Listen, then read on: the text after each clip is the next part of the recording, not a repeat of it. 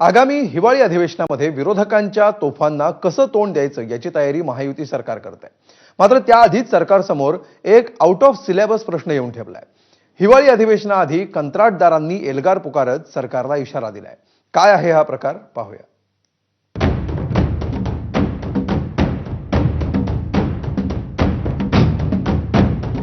हिवाळी अधिवेशनाआधी सरकारसमोर वेगळीच डोकेदुखी। नागपूर कंत्राटदार संघटनेचा सरकारला इशारा। मागच्या वर्षीचे पैसे थकल्याने कंत्राटदार संतापले।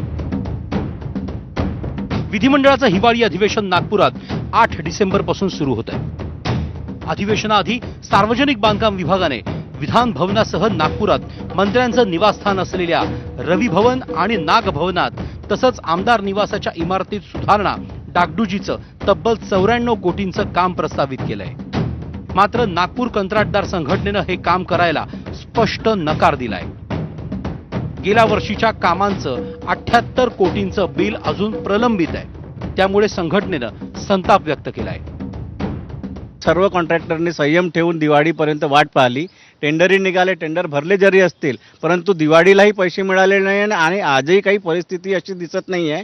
फाईलची काही मूव्हमेंट नाही आहे। त्याच्यामुळे संघटनेमार्फत सर्व कॉन्ट्रॅक्टरना विचारणा करण्यात आली। ज्यांना ज्यांना कामं मिळाले असतील त्यांनी सर्वांनी होकार दिलेला आहे की जोपर्यंत आम्हाला पैसे मिळत नाही तोपर्यंत आम्ही कामावर बहिष्कार ठेवू।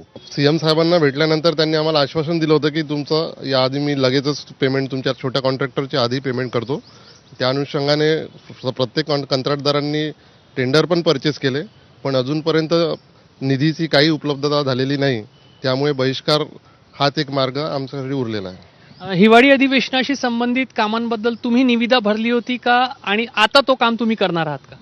बिलकुल नाही, कारण की आमच्या अध्यक्षांनी तो पुकारा दिलेला आहे काम बंद करण्याचे, कारण की आम्हाला वर्षापासून पैसे नाही भेटलेले आहे आणि त्यामुळे कोलॅटरल डॅमेज म्हणजे आमच्याकडे पैसे नाही आणि आमच्या पेटी कॉन्ट्रॅक्टरही पैसे नाही, लेबर कॉन्ट्रॅक्टरकडे पैसे नाही, अशी परिस्थिती आलेली आहे तेव्हापासून।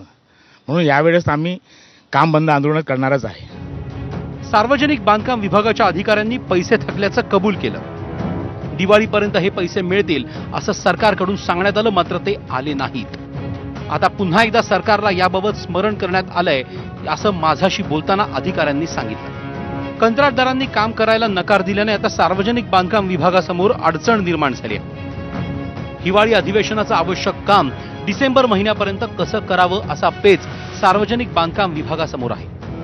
कामं करून घ्यायची, पण कंत्राटदारांचे पैसे थकवायचे हे आरोप सरकारवर वाढत आहेत। याचाही सरकारने गांभीर्याने विचार करणं गरजेचं आहे। रजत वशिष्ठ, एबीपी माझा, नागपूर।